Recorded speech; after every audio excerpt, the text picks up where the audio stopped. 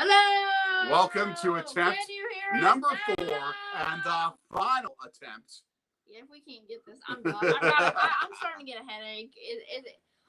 By the way, the Astros did get a hit, and it was Aledmys Diaz, the pinch hitter. Okay, we're getting some good audio now. Yeah, we're getting good audio. We just tested it on the computer. We are good on our end. Finally, exactly. It's 11:30. It's pretty late, but who cares? You're gonna be hitting the hay pretty soon. I will be, but it's the weekend. It is. I'm off Monday, so Kids got a 3-day weekend. Well, 3.5 days. I got out of school early today too because it's Halloween. So yeah, I get off today. We had a Halloween party, and then our normal 2 days, and then All Saints Day is Monday, so I get that off. Absolutely. Just inviting people right now on Twitter to join us with our follow audience. Follow him at the letter J Sorgi. And follow us on Instagram on Sorgi Stories. Feel free to comment. Tell us whatever you want to talk about when it comes to the world of sports or anything else, or just say hi to us. Just say hi to us. Yes, the Green Bay Packers. For those of you who watched that game or didn't, I had a chance to catch like the fourth quarter or a good chunk of the fourth quarter after what I did on KYW News Radio. Go, Pat, go. They pulled off one of the most fantastic wins that I can think of in a long while for an October regular season game. Hello, Mills the Magnificent. Hello. Where do you come from? I'm not recognizing the name.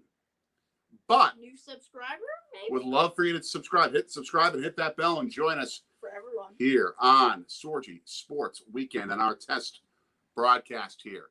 Thanks for coming on. The Green Bay Packers with that 24-21 win that I don't know where they pulled that win out of because at Adrian Green's eyes. I know, which we're not focused on where they should have been. If you didn't catch this game, the Packers had a 24-21 lead. In the final couple of minutes, 12 seconds left. In the final, that gets the point. Okay. In the final couple of minutes of the game, they had a 24-21 lead.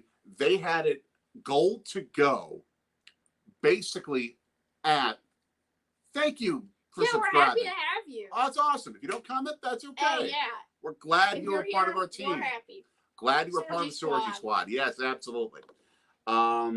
So at that particular point, they had the ball on the 1-yard line. If they score a touchdown, they put the game away. Yeah. They put the game away, and they were this close to scoring. They thought they had on a touchdown run that was eventually reversed. I think it was the right call that they didn't get into the end zone. Arizona stopped them on downs and had the football at the half-yard line. At the half-yard line. Wow. I don't even know about this. I didn't watch the highlights. Packers pinned them deep. And all of a sudden, Arizona just chucks the football down the field. You can hear us, Mumford Bob! Woohoo! Arizona starts chucking the football down the field. Kyler Murray sending that team downfield. Kyler Murray's great. Fantastic quarterback. In what looked again to be one of those heartbreaking, patented Green Bay Packers defensive failures at the end of the game. They get to goal to go with 15 seconds left. And Kyler Murray throws a pass to A.J. Green on the right side of the end zone. If A.J. Green simply turns around, it's over. Cardinals are still undefeated. They're 7-0. But he never even looked for the ball. Yeah, our man Rasul Douglas picks it off. The former Eagle. He's so great. So happy to have him on the team. He could be a starter over Kevin King when Kevin King gets back healthy. And the Packers won this game, and yes, it was close, without so many pieces. That's the impressive part. I don't think necessarily. Number one, I'm not sure if he's going to start ahead of Kevin King. That was luck. That was absolute luck. If A.J. Green does his job, Douglas doesn't make the play. I have seen some good plays by Douglas. Kevin King will probably still be the starter. For now. yes, the Green Bay Packers, with so many pieces that were not there, did an outstanding job of finding a way to win this game. And the reason that I think they won this game more than anything else is because they tailored their offensive game plan to the healthy personnel they had. They knew they were not going to be able to bomb the football down the field. Yeah. They knew they could run the ball. They knew that they could pound people.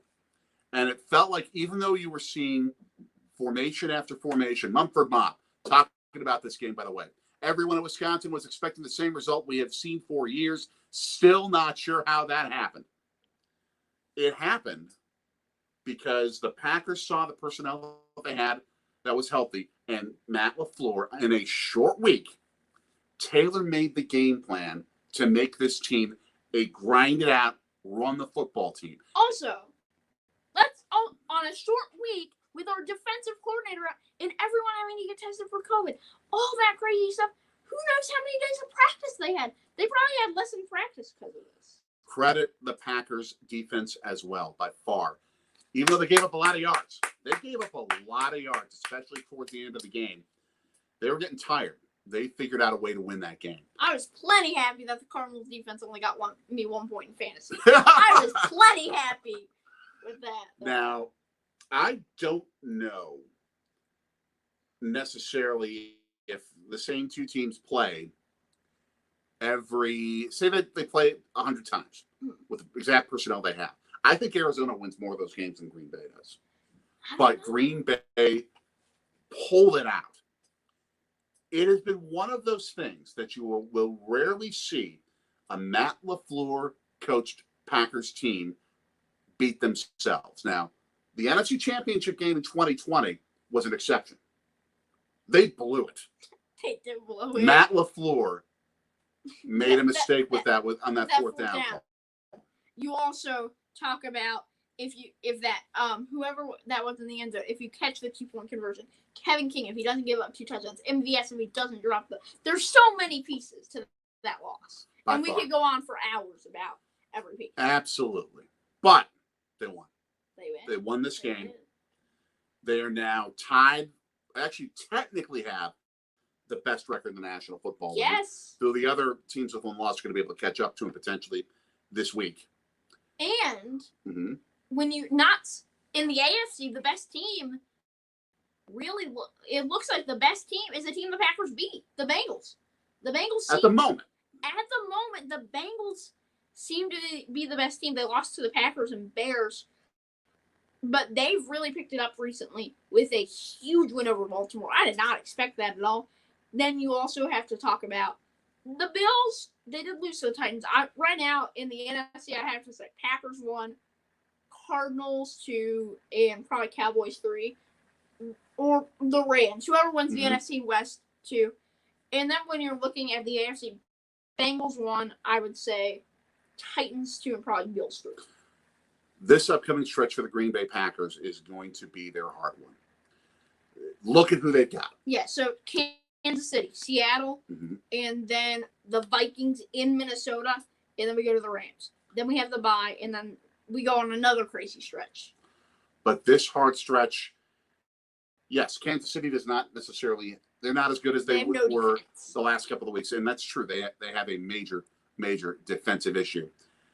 But they still have, when he's healthy, Patrick Mahomes, the most electrifying quarterback in pro football. When he plays good, this year it seems like he hasn't had the same mindset. But what is so key, that Packers-Rams game is at Lambeau Field. Yeah. That is at Lambeau Field. If it was in LA, I'd take the Rams any day. Yeah. But at Lambeau, that's going to be such a great matchup. Now, looking injury-wise, Packers are probably still going to be pretty hurt. But also, the Rams are – the Rams have the exact same team as they did last year, except Matthew Stafford and Sony Michel instead of Jared Goff and Cam Akers. Since we talked about Lambeau Field, we got 3 of you watching right now.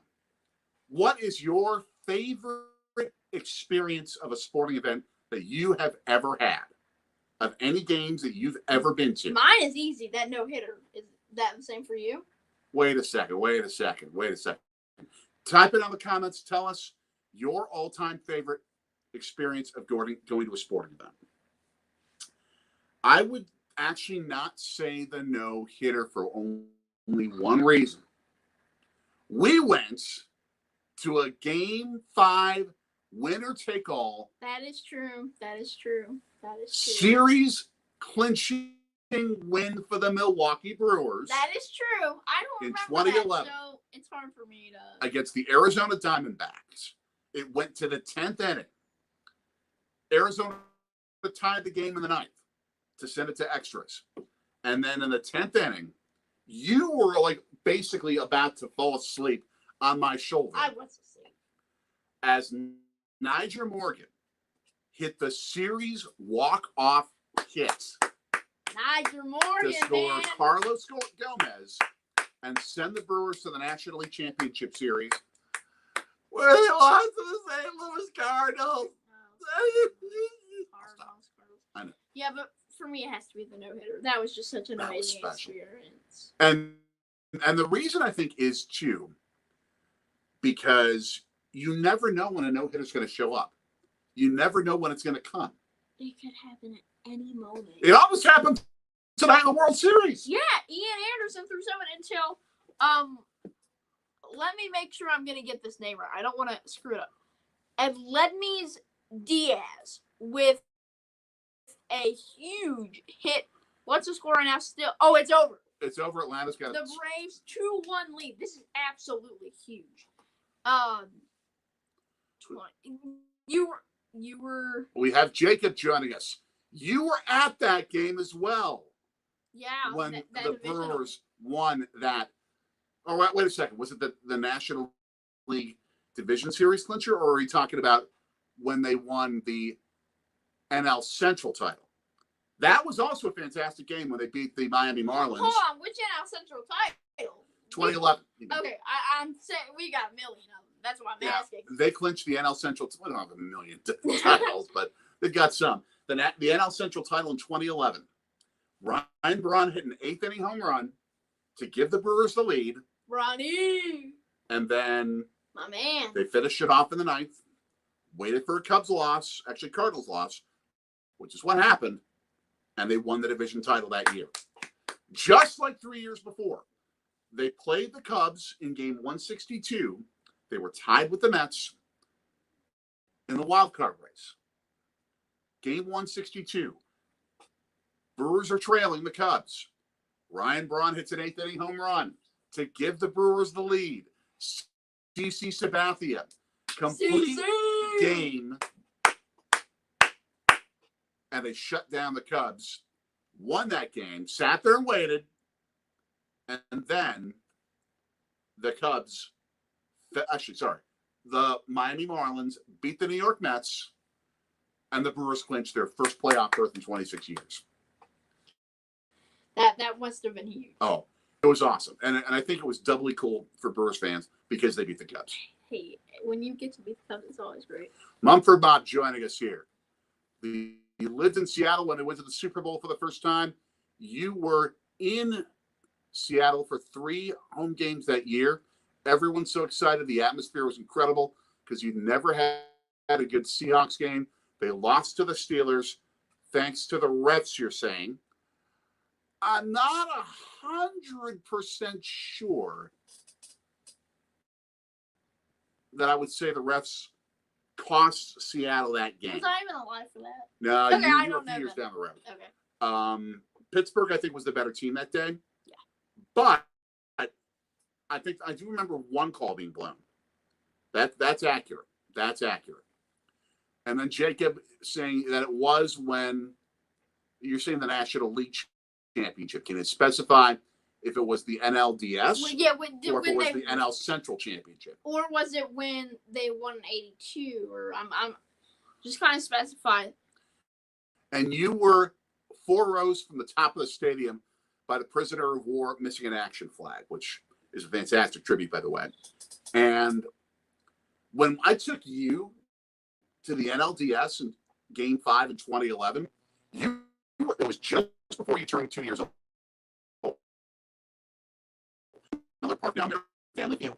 And you see with most stadiums. I can't stand America. If you are under 2 years old and you sit on one of your parents' laps, you don't have to have a ticket.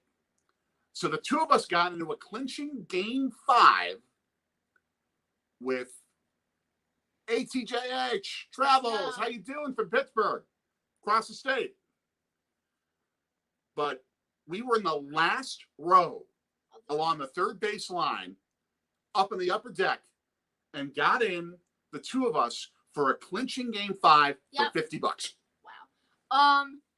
Everyone in Seattle agreed. For Mumford Mob. Yeah. By the way, well, the Packers have been messed with by the refs. Like, yeah. So, okay, let's go back to the NFC Championship. That was partly, not all, Packers could play better, but the refs did cost us partly that game. That was on us, but the refs did make that horrible call that angered me so much. Wasn't Kevin King covering him? Like, Kevin, I think that's Kevin. Listen, which game? The NFC Championship. I thought Kevin King was this past year. Yeah, I thought Kevin King was the one who got the call on him. No, he was pretty legit when they made mistakes. By the way, all of you who are watching, subscribe to us. Hit the bell for when our videos come. Yep. We are going to probably have to wrap this up, but we're going to try to do live sports talk on Friday nights. Yeah. And talk about, of course, our favorite teams, Wisconsin sports, Bucks but sports in general. Be much more able to talk about the sports scene as it is overall in the United States, even international. What the heck? Olympics, when Olympics are going to be coming up. I've got some Olympics-related stuff coming your way. Bobsledding is the only thing I'll probably watch. Hockey. Olympic hockey. Yeah, I might watch U.S. hockey. And you've been to a U.S. speed skating Olympic trials. I have. Yeah, I might watch Those are cool. And ice skating. Those are cool. All kinds of. So come join us. Fingers crossed next week. Thank you for joining our test broadcast as we work out the kinks to learn how to get this thing right. Mumford Mob, thank you for joining us. All of you, like, share, subscribe, hit the bell. Ding, ding, ding. Yep, and all you need is a Gmail account to subscribe. No money, no nothing. And just remember, all the monetization that we do on this channel going to your college fund. Yep. Thanks for joining the Sorgi Squad. Thanks for joining the broadcast tonight. Have a fantastic weekend. Bucks in 6. Bucks in 6. Bucks in 6. And we are Marquette.